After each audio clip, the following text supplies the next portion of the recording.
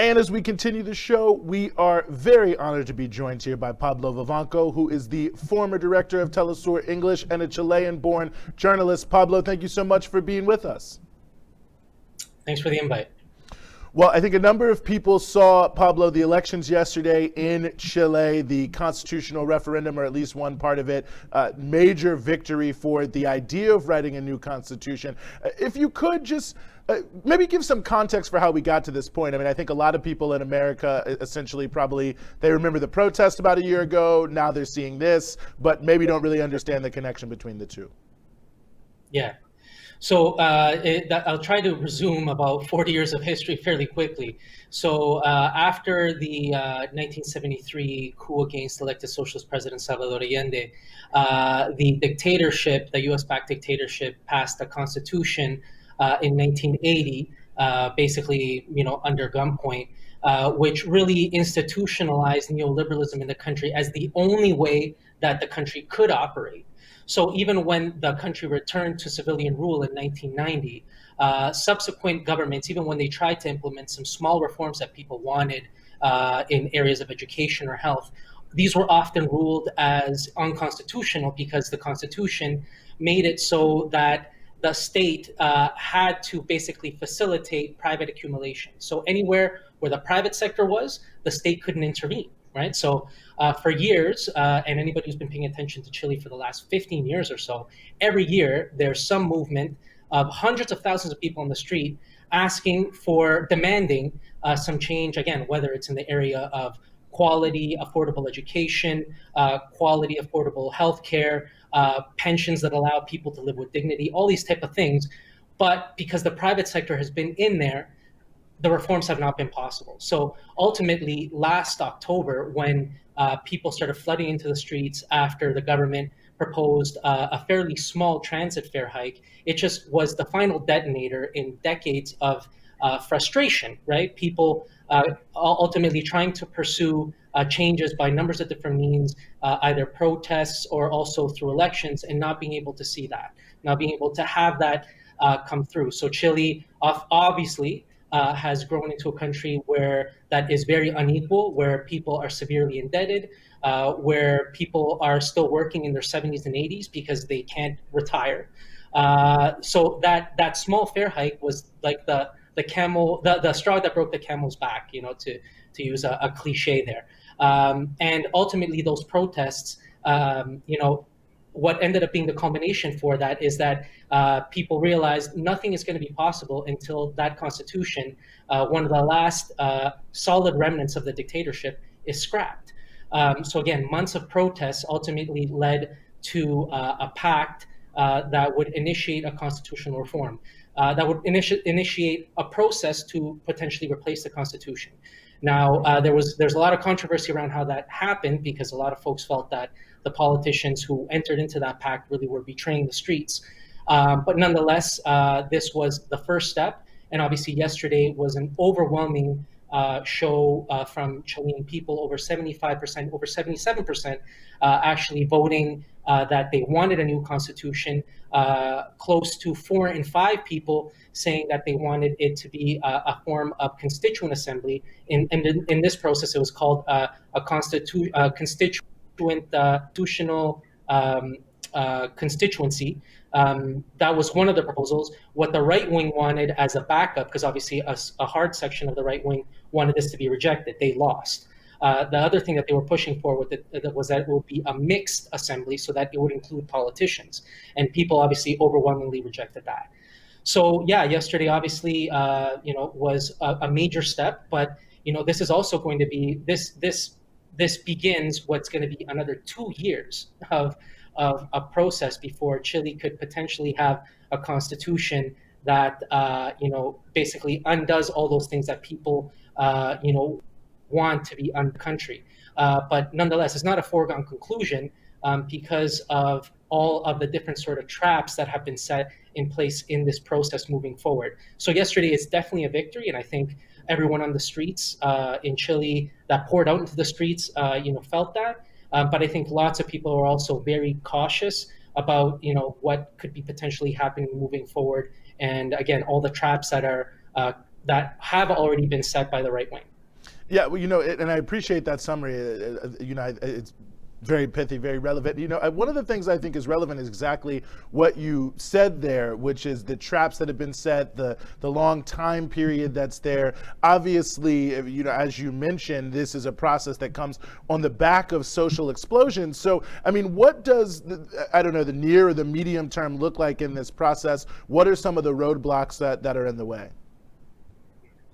So in April, there's supposed to be a vote to elect the people who will be, the ones charged with writing, the Constitution, undertaking the process, and that's going to be the next major battle. Who are those people, right? One of the first things that, again, is another thing that was won on the streets is gender parity with those people that are going to be the constituents.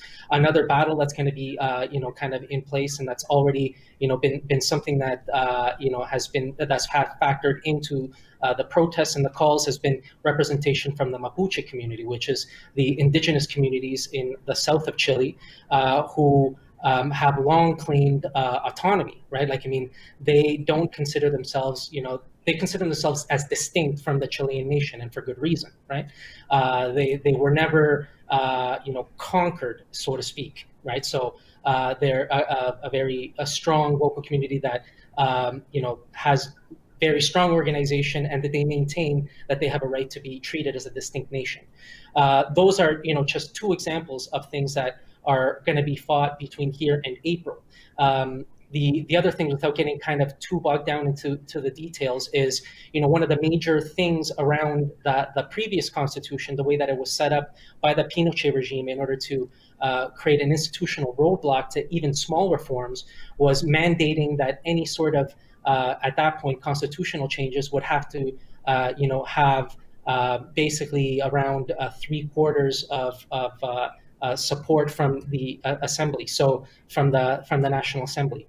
So there's some concern that some of those numbers, right, could be essentially be put out there as the standard in order to make anything go through, right? So basically, that the right wing, as it has, even as a minority within the elected bodies, can basically create a veto, right, with the minority that they have.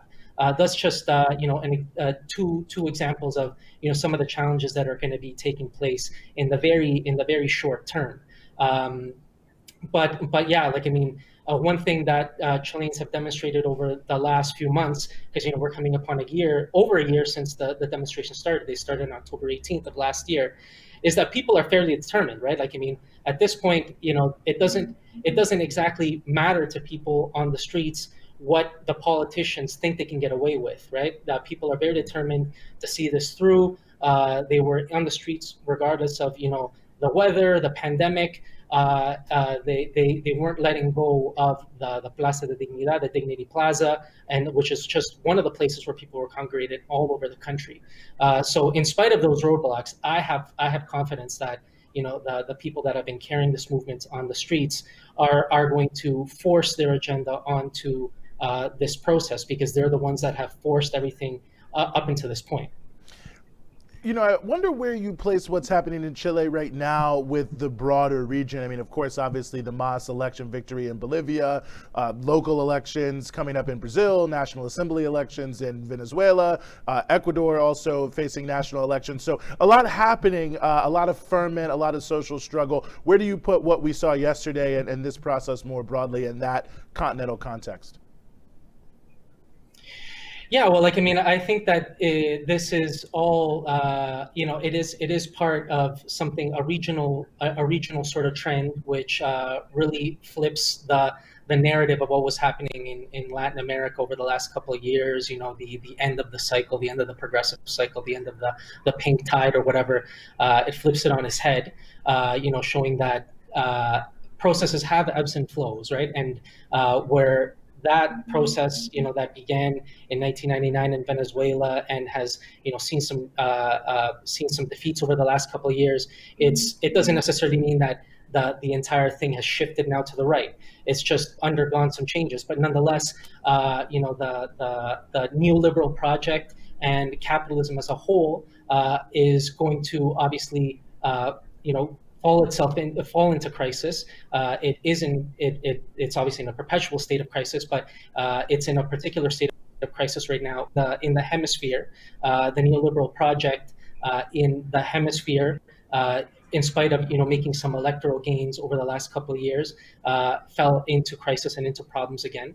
And I think what we're seeing right now in lots of parts is people kind of coming to the realization again that ultimately there is nothing that is going to be achieved by trying to follow that route, right?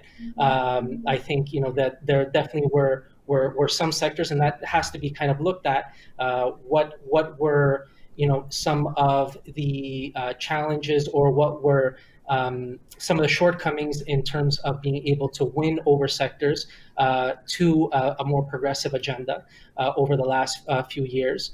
But all over the region right now, you're getting a swing, to the left, a realization that the promises of the right wing are going to be empty, right?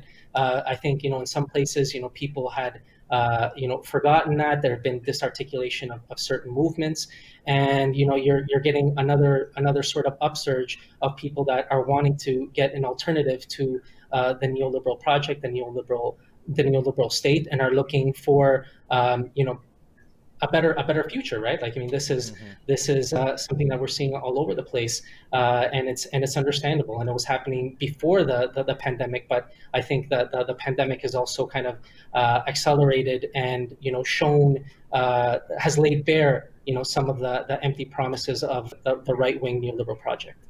No, absolutely. Well, Pablo, it's been a pleasure. I really appreciate you joining us here on Breakthrough News.